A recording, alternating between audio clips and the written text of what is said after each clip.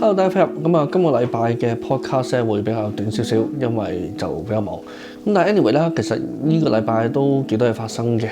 所以都會講一講。首先進入 macro 嘅部分。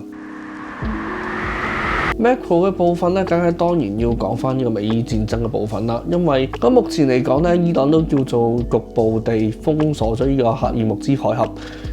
但係就喺美國喺週末嘅時間咧，就話要強行破壞佢嘅伊朗嘅嗰啲油設施啦。所以伊朗咧就話，如果你破壞我咧，就全面封鎖。當然啦，喺全面封鎖佢究竟有冇能力去做呢樣嘢咧？呢個係一個問題。攻擊主動方係伊朗啊嘛，所以佢要去做呢件事，去令到你啲商船難過，或者啲其實好難保護咧。其實呢個咧係比防守方係易好多㗎。所以始終一日有咁嘅威脅咧，對於呢個航道嚟講咧，都係有幾大影響嘅。當然啦，其實佢主宰住可能大概20%嘅油嘅供應喺嗰度。其實如果你走好望角咧，就好遠嘅。所以咧，而家目前咧，其實實際上喺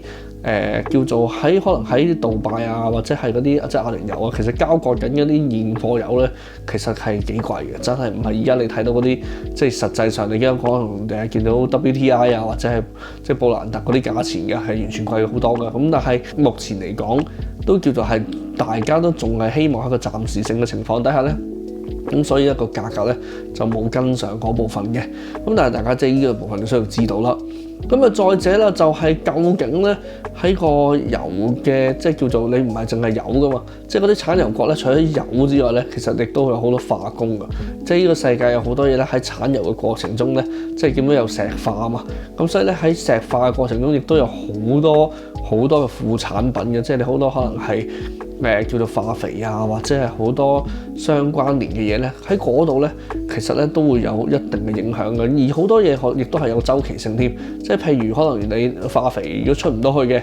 你好多時啲糧食就可能喺嗰個幾個月就冇咗嗰一季嘅糧食噶咯。所以呢部分咧，其實佢實際封鎖嘅時間越長咧，如果走唔到呢條海道嘅情況嚟講咧，的確咧個影響咧係比大家想象中淨係話係冇油嘅地方大。當然啦，你可以咁諗嘅，因為美國本身而家都係一個產油國，喺純粹咧喺嗰個油嗰部分咧，其實係咪對佢最大影響咧？就梗係冇間石油危機咁勁噶啦。但係如果你話喺一個叫做輸入性通脹嘅情況底下咧，亦都會一定有影響嘅，因為本身個能源價格就係上升咗，你就算係自己產油自己賺咗，都係整體嚟講大家物價都會高咗。所以可能嚟緊3月份嘅通脹嘅個數據咧就會非常難睇啦。呢部分咧都係要留意嘅。如果話通脹又難睇啦，可能你會見到近期個 Michigan 嗰個 Consumer Index 咧，又叫做信心指數又係叫做都去到好低啦，去到55.5咁樣，亦都係非常低嘅水平。喺呢幾樣嘢夾擊嘅情況底下咧，究竟會唔會都幾影響美國嘅經濟，或者一路嘅叫融資嘅發展咧？呢部分都要留意嘅，因為始終如果油價一路上升，就好似英倫銀行咁樣，原本係諗住減息嘅，變咗就維持咗息率不變，因為始終驚個通脹咧會係升溫啊。但係呢個亦都係會喺聯儲局咧，亦都會面對同樣嘅問題。如果佢又減唔到息，而其實呢幾年亦都係會一路一啲叫做 debt rollover 嘅高峰期嘅情況底下咧，喺叫做大家可能喺嗰個息嗰度咧，rollover 嘅息嗰度就變咗成本高咗。究竟可唔可以譬如喺 AI 嘅發展啊，未來嘅推進嘅 efficiency 啊嗰度，會唔會着墨到會叫做賺得翻嚟咧？但係亦都會唔會另一邊廂就係每次都用炒人嘅發展啊，令到佢話炒人咧，而家啲股咧就升噶啦。但係炒出嚟嘅人咁點咧？佢哋嘅供嘅房貸又點咧？佢哋嘅本身嘅消費嘅模式又點咧？呢一部分究竟其實一個叫做都其實都唔係幾間接，都幾直接影響到經濟嘅情況。究竟會唔會慢慢喺個經濟體系亦都浮現出一啲裂痕嘅情況咧？我哋咧都可能喺未來3至6個月咧已經會開始見到一啲相關嘅部分嘅啦。所以我哋都要其實呢場戰爭唔係話係想快定係唔快嘅，而係你打一啲叫伊斯蘭國家咧，本身咧人哋就唔係好似大家本身西方國家嘅想像咁樣，佢哋嗰個民族性咧，唔係喺個宗教嘅信仰嗰度咧，淨係已經係一個叫做好，即係佢同你西方嘅文化完全係唔同嘅，即係佢個宗教嗰個團結嘅程度啦，咁而亦都係嗰個叫做個好戰嘅程度咧，亦都相對比任何民族都高嘅，因為大家要理解伊斯蘭係一個一手揸刀一手揸經嘅教嚟㗎，呢個係一個喺宗教嚟講係比較少見嘅。當然你可以咁講嘅，就係嗰陣時嘅叫做天主教啊，嗰啲叫做Christian 啊，啲即係嗰堆咧十字軍嗰啲咧。都係咧，即係其實係一個叫做即係宗教同埋政治同埋一個即係嘅戰爭嘅結合嘅名義去發生嘅。咁但係即係以去到而家叫做都經歷咗咁多變遷嘅情況底下，宗教無論喺政治啦或者喺戰爭上面嘅力量咧已經冇咁大嘅情況底下咧，伊斯蘭教咧依然都係保持一個叫做相對喺呢啲即係政經上面啊或者喺軍事上面都比較活躍嘅宗教嚟嘅。咁所以即係你唔係話打佢幾條友落嚟咧就可以完事嘅，即係你打佢幾多條友落嚟咧，本身咧佢都唔會投降嘅，因為佢嗰件事就係佢個宗教就冇 back down 呢樣嘢。即係其實佢哋而家每一場仗佢都係聖戰嚟㗎，即係你打個地方每一場仗 raise 出嚟都係聖戰咧，其實係一個比較危險嘅地方嚟。咁所以你會見到咧 Donald Trump 連中國都求㗎啦，即係而家即係求得嘅人佢都求，因為都知道咧呢一場仗如果繼續打落去咧，一嚟你軍隊好難落地嘅，即係你去一啲叫做譬如可能打地鼠咁嘅地方咧，你落地又好危險嘅，軍隊嘅損傷會好大。但係如果唔落地咧，其實呢個軍一路喺咁空襲佢咧，其實就效益又不大嘅，即係你空襲極都唔會完嘅，即係嗰件事亦都解封唔到霍爾木茲海峽。咁所以呢個空襲又唔會完，派陸軍又好危險嘅情況底下咧，其實而家咧其實佢呢場仗可能佢係的確一開始係低估咗即係個難度啊。咁而家即係大家可能會覺得哇，我係咁炸佢好絕對嘅領先優勢咁，但係即係當一個地方其實你打得幾多都好咧，你唔落地唔派軍隊咧，其實對佢嗰個即係戰情嘅控制咧就真係麻麻地嘅。即係你好似見到即係之前捉阿馬杜羅咁啊輕鬆啦，即係直接去笠走佢咁樣個地方，其實可能有得流亂㗎，不過你笠走咗佢啫嘛。咁但係即係而家呢度你炸死晒佢之後，發覺咧佢都不停咁樣，即係好似一隻啊可能蜂后死咗咁，第二隻蜂后就會上㗎啦。咁所以即係佢呢個咁嘅情況底下咧，佢未必咧可以咁快消退呢件事。咁所以大家都要密切留意住，究竟可能對油價、對物價、對經濟上嘅影響咧，其實咧就未必係真係純粹咁單純啦。呢部分咧都要留意翻嘅。咁啊 macro 部分喺呢度，咁去呢個美股嘅部分。咁啊，美股啊上個禮拜其實都叫做跌得幾金啊，尤其是臨到尾，即係叫做3號日嗰日咧，就真係跌到一仆一碌啦。即係其實你見到 Nasdaq 咧嘅 future 咧都曾經喺即係6月都跌穿24,000添喎，咁啊即係3月就一定係穿晒啦，23,800都冇啦，咁就係咁啊，其實都叫做係喺咁多個月嚟講咧，佢係呢個係真係一個比較大嘅跌幅啦。咁其實大家因為習慣咗一個叫做咩啊，逢低就鬧啊嘛，即係一定係一逢低就鬧就冇死嘅情況底下咧，咁呢一轉咧的確係有啲傷嘅。咁其實你見到週5嘅時候咧，連生鮮光嘛都跌得好多啊！尤其是可能好多朋友仔都買咗呢個 AAOI 咧，咁部分咧就應該真係堅傷嘅。即係你反而買 Light 啊或者係 COHR 嗰啲咧係好少少嘅。咁大家咧其實真係要對呢啲產業咧有少少認知嘅，即係本身咧因為 Light 啊同埋 COHR 咧。一嚟 COHR 係一個叫做有材料有叫做一個成個光學嘅線嗰度咧，都係有即係有承包住嘅，咁所以佢本身呢間嘢就比較喺呢個範疇上面係比較領先㗎。咁而 Light 即係叫做純粹做一個叫最專門嘅部分啦。當然咧，我自己就覺得係咪真係做到佢講咁樣咧，係有少少懷疑嘅。咁但係 anyway 佢而家即係俾大家嘅認知咧。就係，但係話係一個叫做比較，即係叫做最賺錢啦、最缺啦、最稀缺嘅部分。咁但係你去到可能係 AAOI 嗰啲咧，其實就係有啲偏咗啦，即係佢係一啲叫做比較做一啲比較人人都做到多啲嘅嘢，即係技術性比較含量比較低啲嘅嘢。咁而佢嗰個叫做即係叫做黐車坐，因為整體嘅需求大，一個黐車坐上嚟咁樣去做咧。咁所以咧喺呢個叫做調整嘅時候咧，佢又跌得快過人。即係跌得急過人，咁呢個係咧通常都發生嘅事嚟㗎。咁反而咧，可能你係話即係 CIEN 啊嗰啲咧，其實佢反而係即係叫做喺另一個叫做軟嘅層面，雖然冇做到咁核心嘅部分，咁但係佢因為佢喺軟嘅層面咧，佢嗰個叫做護城河比較高咧，咁佢個相對嚟講咧，佢走勢穩陣咧程度咧就會反而高少少啦。咁當然啦，再另一邊廂就係好缺嘅即係記憶體儲存啦。咁 MU 亦都公布業績啦，亦都公布一個史無前例好嘅業績。咁但係公布業績之後就懟嘅。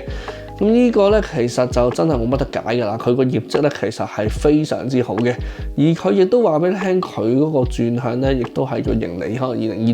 2027甚至乎係2028啦，都會係一個叫做非常大嘅超級嘅 RAM 嘅週期啊。咁所以佢就算佢 CapEx 增加咗之後咧，佢嗰個條數，無論喺佢 expect 嘅叫做盈利啦，佢一路去收翻條數翻嚟嗰條數咧，其實咧真係非常之好嘅。咁當然啦，炒股票嘅嘢就唔係話睇你數好唔好嘅，咁其實呢啲嘅 settlement 或者係其實都係好消息出下貨下你都好啊，咁係咪先？咁所以喺呢部分咧 ，MU 咧亦都係其實相對有啲調整啦。咁啊，隨住星期五咧嚟講啦，亦都係啦，無論係 hard disk 又好，即係 SanDisk 又好。MU 又好，咁全部咧都即係叫做做一系列嘅調整啦，咁亦都即係都應該有唔少人都會傷咗多啲嘅。咁啊，相對嚟講，我自己覺得能源方面咧，因為個電力啊或者各方面嘅稀缺程度咧，或者佢本身都係一啲屬於公共事業咧，佢相對受害嘅程度啊、受傷嘅程度就比較低啲，本身嗰個波幅量咧亦都低啲。咁所以咧喺其實跌落嚟嘅時候係的確係硬淨啲嘅。你會見到可能 NNE 之前都跌到即係幾多嘅，咁但係其實去到呢個 moment 佢反而咧喺星期五咁嘅情況底下咧，佢反而就唔使跌喎。咁呢個部分都係一個即係你會見到其實電力啊或者一啲叫做環保嘅電力咧個即係穩定程度都開始出翻多啲嚟嘅。至於其實最關鍵嘅上個禮拜就係呢個 NVIDIA 啦，咁 NVIDIA 嗰個叫做 GTC 大會啦，亦都公布咗佢一個叫做 roadmap 啦，即係究竟喺呢個未來嗰個發展係點啦。咁亦都造就咗一班叫做太空嘅即係相關嘅股票，因為可能低軌衛星啊，類似即係 ASTS 啊嗰啲嘅，其實第時會唔會喺個叫做傳輸啦，或者係嗰個即係運算啊、計算嗰方面咧，都會依賴住呢啲叫做比較可能係屬於太空科技多啲嘅嘢啦。咁當然啦，其實太空上面建立一堆咁嘅嘢咧，其實除咗低軌衛星咧，都好多嘢都實話都未有一票嘅。咁真係堅係概念股。咁但係因為實在佢 NVIDIA 嗰條產業鏈線啊，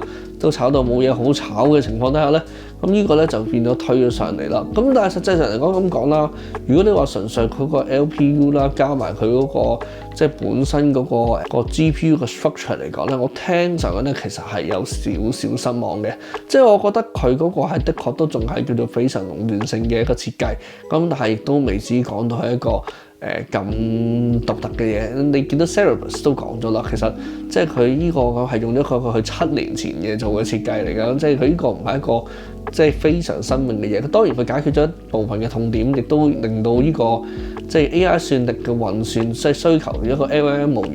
係叫做用少咗好多嘅算力都做到嘅推理嘅情況底下咧，咁的確喺 efficiency 係提高咗好多嘅。咁但係亦都始終咁講啦，即係喺未來嘅發展裏面，究竟喺呢個推理嘅部分係咪真係仲係咁有即係對呢個 NVIDIA 嘅 GPU 有極大嘅需求啦，或者 HBM 方面咁高階咁樣有極大嘅需求咧？呢部分咧大家都需要驗證嘅。始終即係一個運算去到咁差嘅時候，都會有一個叫放慢嘅跡象。即係而家係咪要無限運算啦？會唔會運算嘅過程嘅優化，或者係即係喺機械上嘅運算嘅優化咧？都會令到呢個即係對佢本身個產能咧個需求降低咧，機會率都係有嘅。咁但係最簡單嚟講啦，就係今年咧其實整體美股嘅走勢咧都真係開始偏弱咗啦。對比2025年都叫做轉到嘭聲嚟講，今年嚟講咧真係開始走翻低啲，而亦都見到你都見到嗰個整體嘅 support 都係低咗嘅。咁好多時大家都見到啦，因為被動式嘅投資啦，可能 passive investment 方面咧都係開始啲指數基金咧，其實係流出嘅量都大嘅，即係無論散戶流出嘅量啦，或者其實好多叫做基金咧都有流出嘅跡象嘅。咁所以大家就覺得次次咧都會死鬧爛鬧嘅，但係其實今次一啲被動嘅指數基金嚟講咧，其實流出就比較多啲，咁所以大家好多時咧就可能去咗睇即係恐慌指數啦，話去到15啊 ，CN Fear and Greed 嗰啲去15啊，或者係覺得即係佢跌落去嘅時候量大啦，so that 咧就可能已經好快見底啦。咁呢部分咧其實大家都要留意一下咧，其實今次咧係散戶可能反而係先出貨嘅，咁啊另外啲基金咧亦都係有即係跟隨住嘅，咁所以你話係咪突然間好容易俾之前啲轉向咧，就要留意翻啦，因為之前嘅跌落咧，通常你會見到咧係散戶咧係托住嘅。即係散戶係買入嘅，但係其實散戶咧今次都係流出嘅量咧都係多，咁所以呢部分咧其實係有少少嘅改變，所以呢個係格局上有少少改變，可能短期上佢戰士咁樣啦，或者個 VIX 喺個即係處於高位嘅情況底下咧，究竟係咪真係咁容易咁快轉勢咧？就真係未必，即係短期有個可能可以比較劇烈啲嘅反彈嘅機會率唔低嘅，因為以美股即係嘅淡倉嗰個升幅咧係可以好大，咁但係即係你話係咪去到好快嘅轉勢咧？我覺得今次咧就可能會比大家預期耐少少咯。但係 anyway 啦，我覺得而家 so far 嚟講，可能喺即係叫做銀行股啊嗰類型，究竟係咪都真係表現得咁差咧？你見到即係道瓊斯指數都跌咗好多㗎啦，咁但係即係相對銀行嚟講咧，可能都叫做比較堅韌少少啊。咁啊嚟緊啊，可能又去到4月又係公布銀行業績嘅時候，係咪咁差呢？呢部分都係值得留意嘅地方。咁啊 anyway， 美股去到呢度，我哋去港股嘅部分。咁啊，港股嘅公布業績啦，咁啊騰訊阿里啦，咁啊一公布一隻就攻一隻死一隻啊！咁其實咧實際嚟講咧，騰訊業績咧就真係唔係咁差嘅。咁其實長期都係即係升10%幾啊，盈利啊各方面，其實佢嗰啲遊戲啊各方面業務咧真係唔係咁差。AI 方面當然啦，其實騰訊嚟講就即係加大投資啦，減少回購啦，呢個令到大家市場有啲憂慮啦。咁但係講真，你叫一個 AI 巨頭，即係咁嘅科技巨頭唔投資 AI，你即係玩佢嘅啫，係咪先？即係呢個係一個我覺得係無可避免嘅。即係你其實你 capex 唔係想唔想燒，係你對手都燒，你唔燒咧都唔得嘅。咁所以喺呢個情況底下，我自己覺得佢都係作出一個相應嘅即係叫做整個對策嘅啫。咁但係嚟講咁講啦，騰訊的確喺 AI 嘅部分發展咧，我覺得係令人失望嘅。即係佢的確做出嚟嘅效果越早咧，就越做唔到個效果嘅。咁相對於即係主要競爭對手啊，就算係京東又好，阿里又好，即係百度又好，嗰啲即係各個即係叫大熱門嘅對手嚟講，字節跳動又好咧，其實都係應該即係要做好啲啦。咁所以騰訊咧，如果喺呢部分即係持續嘅落後，即係可能同佢嘅本身嘅各方面嘅系統即係整合得唔夠快、唔夠好咧，即係會唔會突然間有一個叫做即係叫做失咗手嘅地方嘅機會率咧係開始高咗嘅。咁所以呢部分咧係真係需要留意嘅。騰訊其實而家最大嘅面對嘅問題就係，當然佢嘅系統都叫半官方嘅，咁但係以 AI 嘅發展咁快嘅情況底下，會唔會俾人推出啲 model，或者從而有啲嘢其實即係完全取代咗佢，或者喺遊戲部分亦都開始失色咗，咁令到佢嘅增速慢咗，從而喺各方面嘅一次夾擊嘅情況底下咧，會突然間即係做得唔好咧。而家嘅機會率係上升咗嘅。咁當然啦，其實大家睇翻阿里啊，更加知道更加恐怖啦，即係其實係完全 off 晒嘅阿里嗰條數。咁啊，即係又要爭餐死咁樣。咁其實佢亦都係想喺嗰個叫 AI 嘅產業鏈度做好啲。咁你都叫咗話，即係阿里諗住即係 AI 嘅雲啊，呢都要加價嚇。咁啊，即係唔係減價啦？咁當然你可以話京東想減價又好，或者發得好，即係佢而家話雲方面嘅業務雖然增長都唔錯，佢亦都準備加價啦。咁所以呢部分咧，其實通義千問啦，即係當然啦，你會亦都見到而家即係 AI 6小虎啊，即係 Minimax 啊，或者係呢個智譜啊啲，其實係競爭嘅壓力都相對幾大，而佢哋嘅模型亦都比較特別。咁但係其實 so far 嚟講啊，千問嘅喺市場上面嗰個口碑咧都係唔錯嘅。咁所以即係佢哋嗰啲係咪真係起到真正嘅浪咧？暫時嚟講咧，我覺得都仲係叫做即係可圈可點嘅。咁所以